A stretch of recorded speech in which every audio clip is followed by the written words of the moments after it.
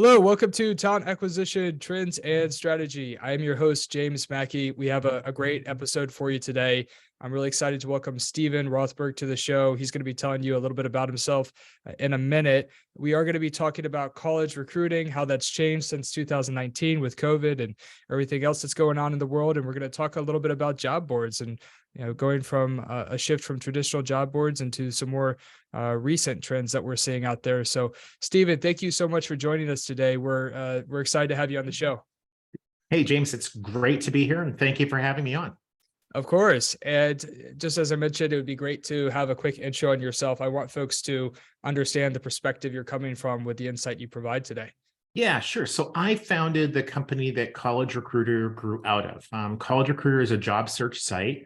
We believe that every student and recent grad deserves a great career. Our customers are primarily Fortune 1000 companies, government agencies, and other companies that hire at scale, meaning dozens, sometimes hundreds a year. They advertise their job openings with us. The very first version of our site went live way back in 96. So we beat Google by 2 years. And we've significantly adapted, improved, et cetera, over the years. We've never pivoted, but we've definitely really improved our product, our people, and our process to sort of suit the times. Love it. And for the first topic today, we talked about going through how college recruiting has changed. Yeah. So could you kind of paint a picture for us high level and tell us what's going on? Yeah, the world of college and university recruiting didn't really change all that much. I like to say from 1952 until early 2000, it looked very similar. COVID came along, campuses were closed, students were connecting remotely from all over the country. TA professionals, like most knowledge workers, were working from home. There was no on-campus recruiting to speak of. Can you tell us about that online strategy and how it shifted? Was that more so just toward job board specifically focused for undergrads and graduate students, or was it a little bit more robust of a strategy? What are you seeing out there? So the shift has been not to eliminate on campus for most employers, but to balance it. And job boards like College Recruiter have definitely been beneficiaries of that. Some others that are sort of in that space would include Handshake, Simplicity, 1220, Grad Leaders. They provide software, interview scheduling, job posting, et cetera, software to individual college career service offices. That's not our model. We're more of a Indeed, if you will, but for the college space. Other big beneficiaries would include the video interviewing platforms, the online career fair. There definitely has been money spent on social, whether it's Instagram, YouTube, take your pick, but there has definitely been that. And then I would say the last major beneficiary from the sourcing side, the candidate and attraction side, would be programmatic. That almost none of these internships or early career jobs were being posted programmatically, where the company would send it out to multiple job boards, and then basically the computer would decide what job board to run it on, for how long, et cetera. For sure. So it sounds like overall, and I want to get into how job boards are shifting and Sure. get into programmatic performance-based advertising and whatnot. We don't really even use a whole lot of job boards here at SecureVision beyond LinkedIn's functionality. And just so folks tuning in know where the perspective I'm coming from is, my company does embedded recruiting. So basically companies borrow recruiters from us on demand, and we've worked with over 150 tech companies ranging from startups to growth stage. So specifically for sales roles, revenue roles within the tech industry, or engineering roles, we are primarily focused on LinkedIn job postings. We've tried to work with the big ones, like the old school ones, right? Like Indeed and Monster, ZipRecruiter, and the efficiency of those channels were very difficult for us to do in a scalable way when we looked at how much time and resources we're putting in versus the outcome we're producing. And it sounds like this what you're talking about, shifting from this like traditional method where it's like you're paying per posting or like some kind of subscription fee. I think we did that with Indeed once, where they wanted, like a monthly subscription at a certain price point, and we had X amount of job openings or something like that. But now it's like there's this programmatic performance-based advertising. Could you tell us what that means? Sure. Programmatic is a term that's been pretty widely used in the consumer marketing world, where companies are advertising products, services, even educational opportunities since around 2000. And all it means is that the computer, the software, is deciding which of your ads to run, where, for how long, like what dates, and at what price. So rather than a human being on your staff saying, I have this software engineering role in San Jose, and I'm going to guess that Indeed, LinkedIn, and ZipRecruiter are good places to run that ad. And they may be. But instead of a human doing that, and then going to, say, a LinkedIn and paying a couple $100 to run the ad for a month, whether or not it works, it might work incredibly well or not at all. It might get you the results you need or not at all. Rather than them running that ad in, say, 3 places and then being overwhelmed with well-qualified applications by day 2. And so they actually really want to take those ads down, but now they've wasted most of the month because they've paid for 30 days, but they're only going to run them for a couple. Programmatic solves that. What programmatic does is that you use the software. It's usually through a third-party vendor. Very few employers will build their own. And you send the job posting, you basically enter it into the programmatic software, just like you would a job board. Type in the title, description, etc. You set a budget.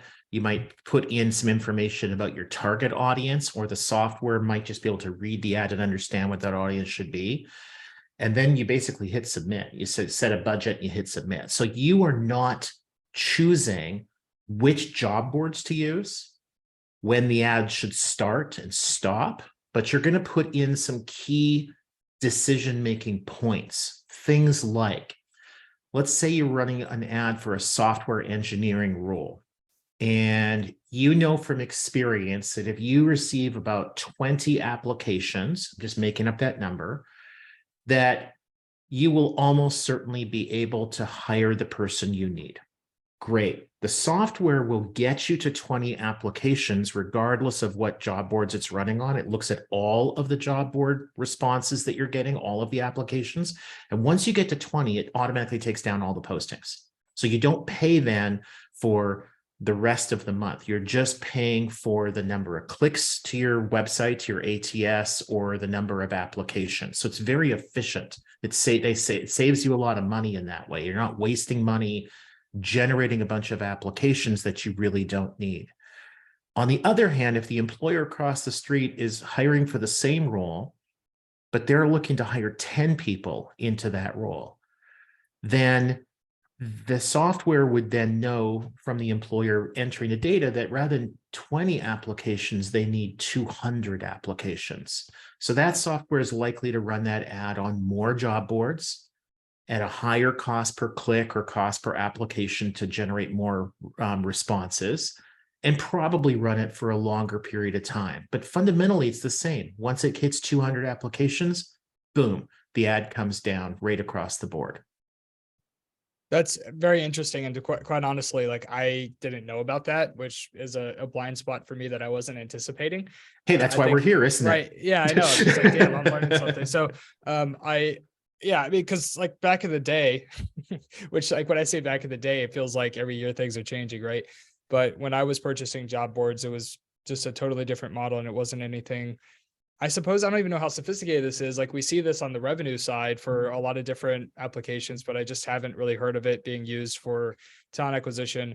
And maybe that's also because I'm like primarily in startup and growth stage. I don't know, but yeah. So I do think that there are a couple of things, James. One is, you personally weren't seeing it because the employers that you work with tend to be hiring in small numbers, right? One person here, two people there, maybe three people here, Well, right? even like growth stage companies, like hiring 300, Yep. 400 people, like at a 500-person organization, still not really seeing this. Yeah, In my opinion. those organizations would benefit greatly. So the ones that are hiring a person here, a person there, they might not do any hiring for 3 months and hire two people. Programmatic is like hunting a fly with a bazooka. It's just such overkill. But when you're hiring dozens or hundreds, it's an incredibly effective, efficient way, because rather than choosing the job board through a beauty contest, the brand that you know, guessing that it'll get you good results, the software knows it. One of the things that the software will do too is that if you're running ads on, say, ZipRecruiter, and those ads are working really, really well, but they're not working well on LinkedIn, the software will stop spending on LinkedIn and it'll shift that budget over to ZipRecruiter automatically. But so like, I'm assuming like what metric is it using to decide what's performing well, right? I mean, they could Yeah, application per cost, or like cost per it's application, or it's chosen by the employer, by the advertiser. Most of the time, it's by the click. It's when a candidate sees the posting on the job board and clicks the apply button to go over to the employer's website, hopefully to apply. That's usually the metric. The dominant player in the space is a company called Appcast, APPCAST. And we work with them extensively and have basically since they started. Appcast has a product called the Appcast Exchange, and that's priced per application. So if they find that your ad is performing really well on ZipRecruiter in terms of the number and quality of applications, it's going to shift more budget automatically to ZipRecruiter. But here's something that a lot of employers don't know. If you're running an ad on almost any job board, you are using programmatic job ad buying, because the job board is essentially a subcontractor to you. They're taking your posting and then they're going to share that posting with other job boards. And the dominant way of doing that is programmatically. So even if you personally aren't doing it, I guarantee you, if you're using sites like Indeed, LinkedIn, ZipRecruiter, they are on your behalf. right? Like I've noticed that a lot of times if we post a job, well, like on through an ATS or something like that, somehow it'll end up on LinkedIn as a non-sponsored job. Mhm.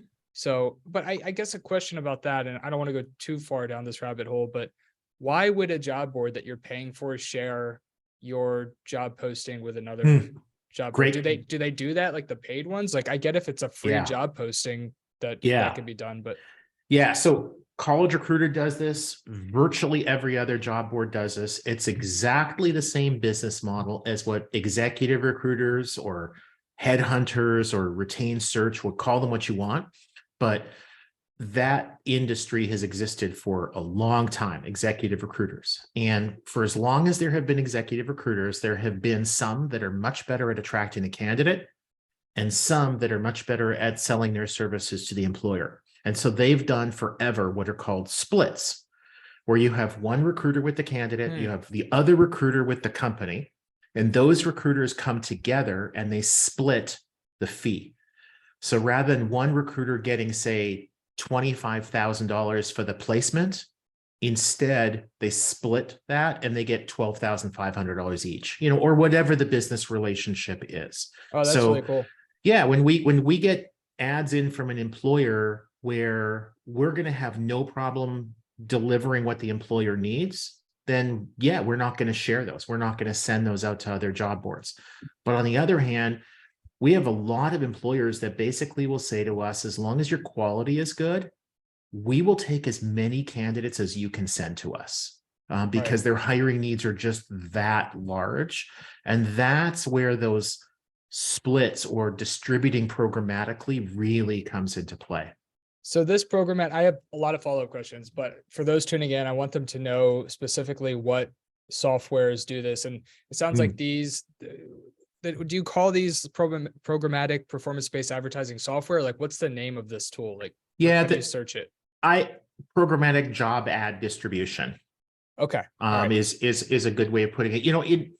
Until maybe 5-6 years ago, the dominant players were Broadbean and eQuest. And what they did was just job distribution. You went into your ATS, you said, send this job to LinkedIn, and that was it. And the job just went to LinkedIn. Now, the more modern version is this programmatic, where you don't choose LinkedIn, the software chooses it for you. Okay. So, some of the examples you wrote down were AppCast, Pando Logic, Radiance, Radency. Okay. Yep. Radency, Recruitix. Yes. Javio. Am I saying that right? Jovio. Jovio. Joveo. And JobAdX. Correct. Yeah. Okay. And Radency is the world's biggest employment advertising agency. So if you want to run an ad in a newspaper, on TV, radio, whatever, they do that. And they can also just like run ads on job boards. They have their own programmatic technology. That's why I included them in this group. So everybody tuning in, we're going to put the names of those companies in the description. And we might even be able to hyperlink the websites in there for you as well. So I want to go back and I want to dive into what you mentioned about how these programs are determining the success of a job posting and the efficiency of scaling some of these job boards. I think that my intuition and experience, but I don't have a lot of data to back this up, so I'm going to use intuition and assumption along with experience, but I'm not going to say is necessarily fact, is that some of the niche job boards honestly perform better at this day and age versus some of the more old school ones. I don't think we had, I ran a several month engagement for several openings spanning from revenue focused to tech focused for startup and growth stage tech customers, and we didn't make a single freaking hire. I think we got like 1 or 2 interviews out of it, and we had their entire customer success team optimizing the job postings. Like we had a several $1,000s a month subscription, and it was just a massive waste of time. It was even more than wasting the subscription dollars. Like my time investment and our team's time investment was it really left a bad taste in our mouth. One of the issues I have is that let's take it on the revenue side of the house, right? Like we have different lead sources that produce a lot of leads, but have a terrible conversion to closed won revenue. Right. And so kind of flipping the script into talent acquisition, just because a lead source is producing the largest amount of leads or candidates doesn't mean that it's producing the right amount of hires. And then we have to look at how that's impacting efficiency and cost per hire, because it's, as you know, too, it's not just about the cost of the job board. There has to be a human on the other side of that at this point in time that is filtering through all those profiles and determining which ones are going to be a fit. And I like the programmatic performance-based approach because it sounds like they cut it off at a certain amount of views.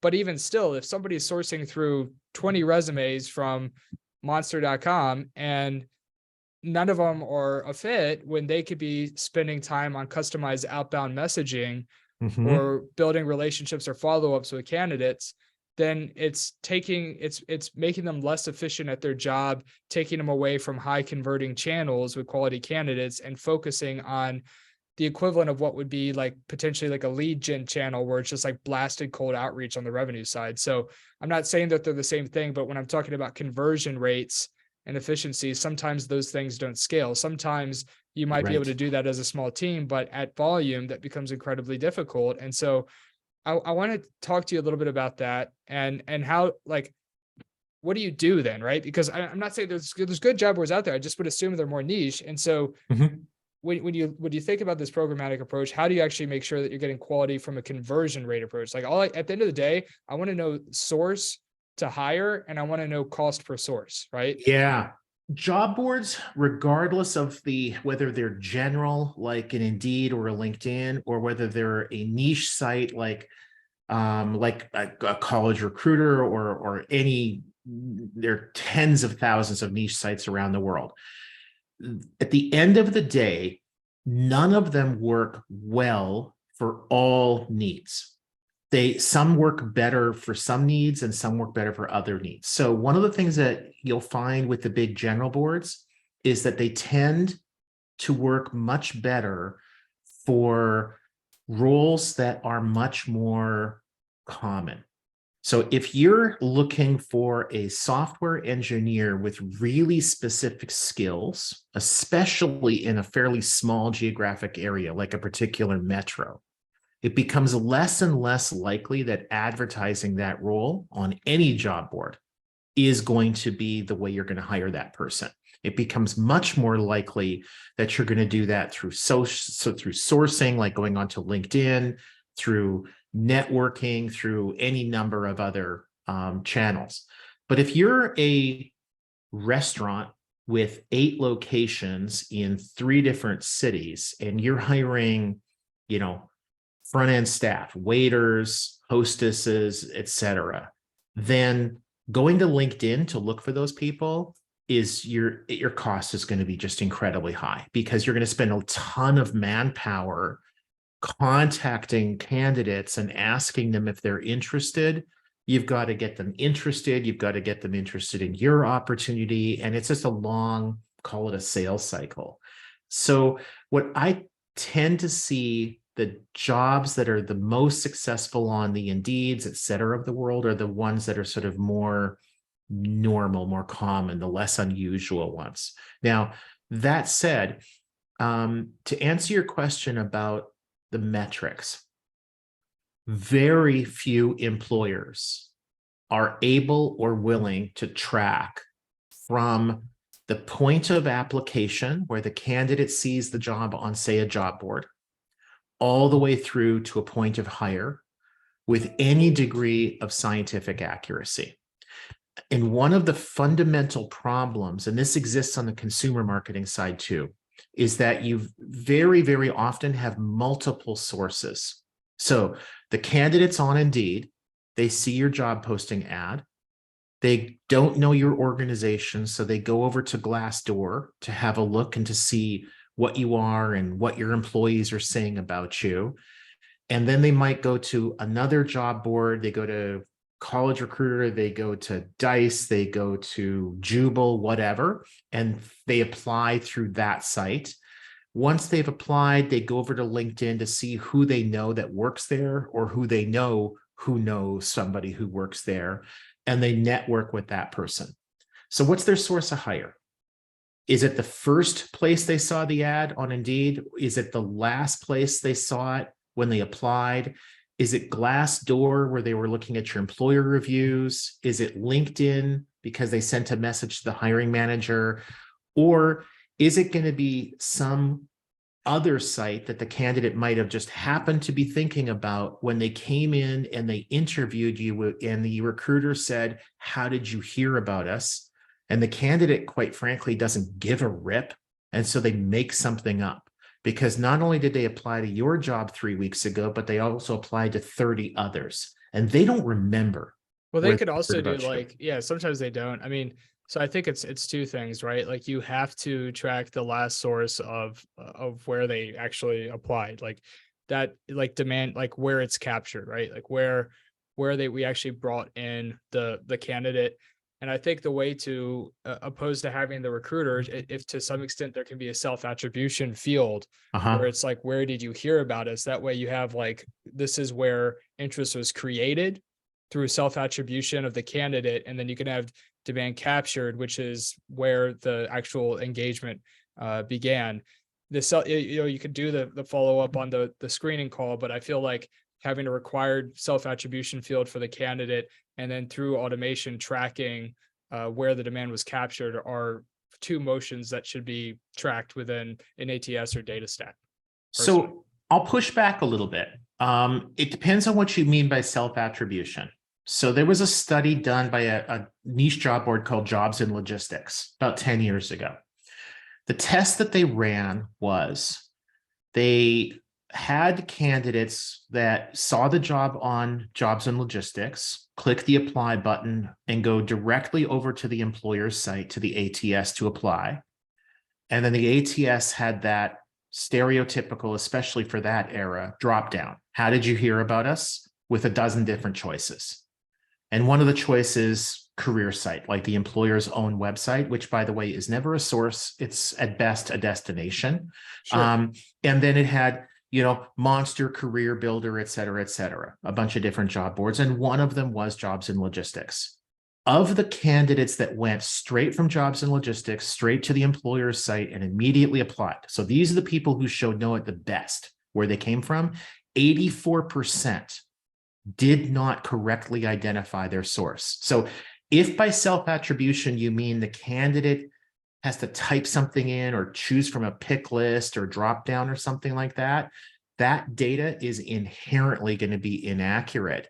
On the other hand, if by self-attribution, you mean that there's like a unique link that when the candidate clicks the apply button on the job board, the ATS automatically knows where they came from, then hell yeah. Well, I think those are that's like great. so the way that I'm referring to is like it's two separate motions. So there's like the idea of this is where we captured the candidate. This is where they actually applied.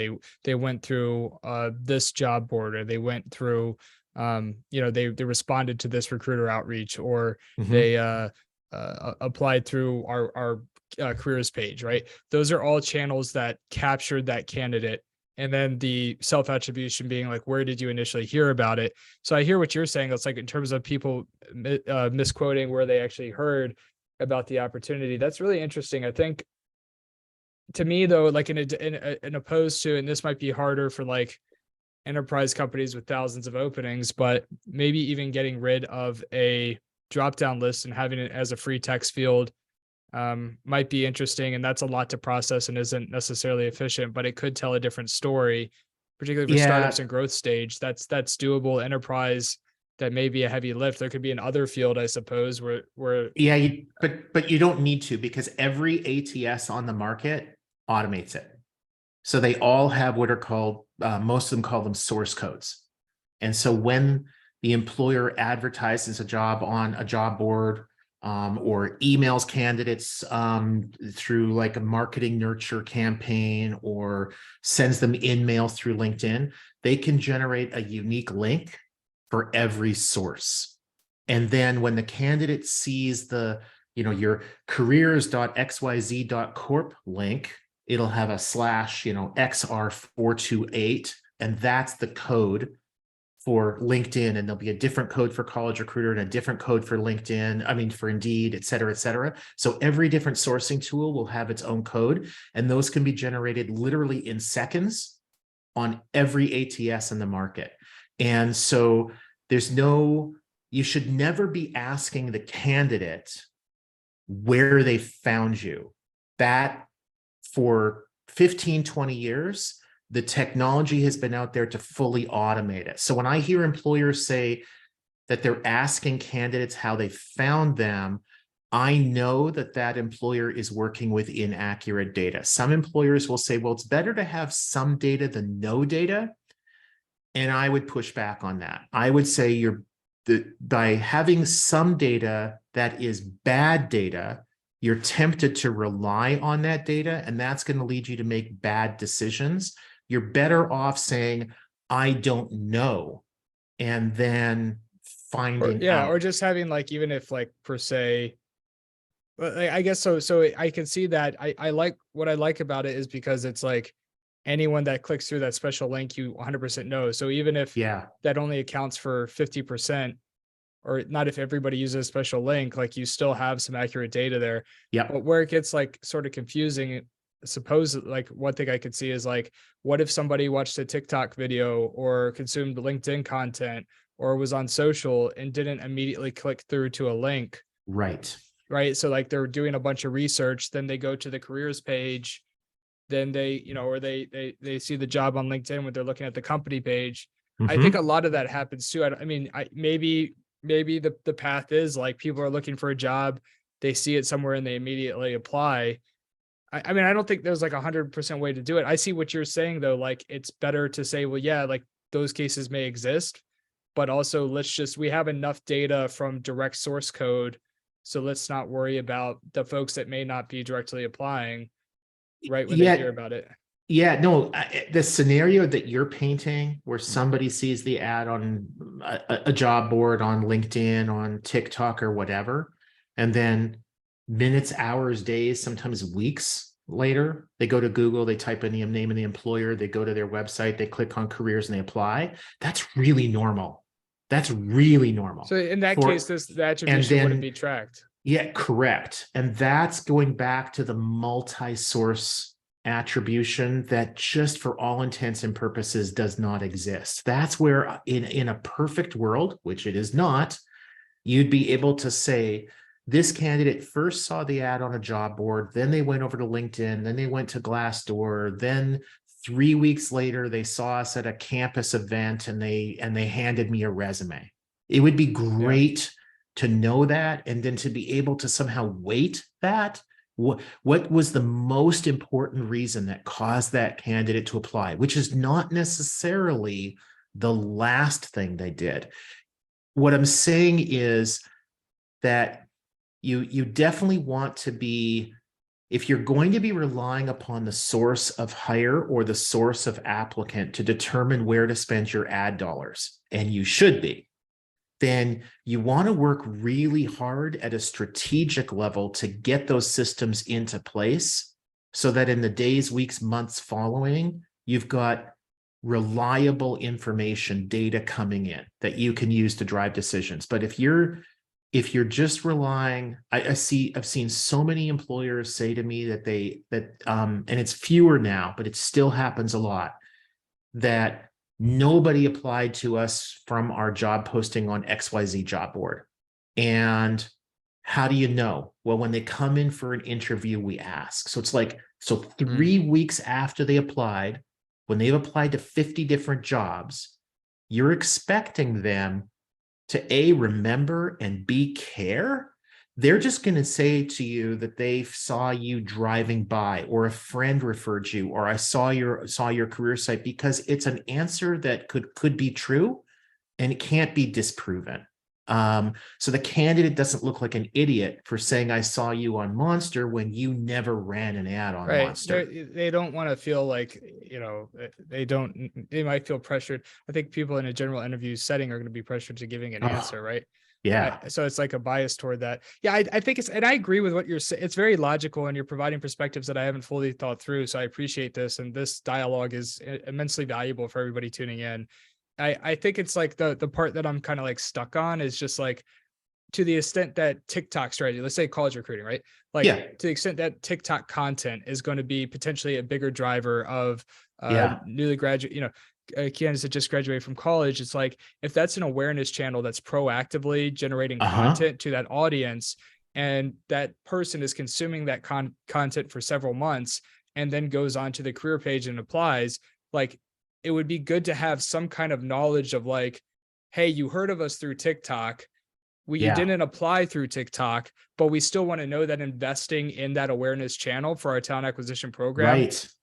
And so that's the part where it's like, I feel like it just keeps getting harder because there's so many different channels and people are communicating in so many different ways. It's like, how do we keep up with like a Gen Z approach to hiring based on their content consumption? You know what I mean? Like, absolutely. I couldn't agree more from the perspective of an advertiser. As an employer running, posting ads, whether it's TikTok, whether it's a job board, whether it's a newspaper, whatever, hell yeah, you are totally preaching to the choir. From a consumer standpoint, I don't want some organization knowing that I saw 3 of their videos on TikTok over the last 2 weeks and then visited one of their restaurants in San Mateo. I don't want that. That to me is too intrusive from a privacy standpoint. And I think that we have to, as advertisers, employers, we just kind of have to acknowledge that there's a limit to how much data we can get. So we want to make sure that the data that we have is as accurate as possible, but just understand it's never going to be perfect. When it comes to Gen Z, right? Like, do they give a shit about privacy? Like, if you think about like, like, right? I mean, I think like we do, right? Like, but I'm just wondering, like, I mean, all the things like TikTok and the Chinese government being able to see into our phones and everything that's going on to the world. There's a lot of young people out there that are just like, I don't care. I'm not doing anything wrong. Yeah. Right. I don't Well, know. We're going down different tangents. It's just the I type of stuff I think we need to think about in terms of, yeah, right. I think it's hysterical. Like if you were to go, drive in your car to a local grocery store right now and talk to people in the parking lot and say to them, is privacy important to you? Almost all of them would say absolutely. And then they go into the store, and 20 minutes later, they're handing their discount card or some kind of frequent shopper card to the cashier so that they can save like 20 cents off of a head of lettuce. And then guess what? Now that store knows your entire purchase history. They can see that you purchased this product and that other product. And when you put those two together, there's like a 92% correlation that something else is going to happen. Like years ago, there was this story, I think it was substantiated, where a father, I think Target, could see that from the purchase of a couple of somewhat unrelated items, like lotion and something else, that there was somebody in his home who was pregnant. It was like such a high degree correlation of these two non-pregnancy items. And they sent him coupons for like pregnancy tests and diapers and stuff like that. And he got really upset, and he goes to Target and basically says to Target, it's like, what the hell? I'm here with my like 16-year-old daughter, and that's it. It's just the two of us. Well, guess what? The daughter was actually pregnant and hadn't told her dad. The daughter had essentially told Target, but not her dad. That kind of use of data, it gets to the point where it becomes super creepy, and almost all of us would be against that. I just like, and I agree with so much, but like, this is a point where I don't like, I think if you're investing in a content strategy, I'm not even saying necessarily paid ads, but if you're, TikTok's a great example, right? TikTok or organic LinkedIn content or whatever it might be, you need, like, you want to know if those channels are working. And I don't feel like it's that intrusive. Like if I personally, like, and I definitely don't think Gen Z does, like, if you say, hey, how did you initially hear about us? Like, I don't think they would have any issue saying TikTok. Again, I agree with like 90% of it, but that's just like a point I want to make on my end is like, I think that that's pretty important. If we're running large campaigns and making an investment in something, like, we want to understand where the awareness was generated.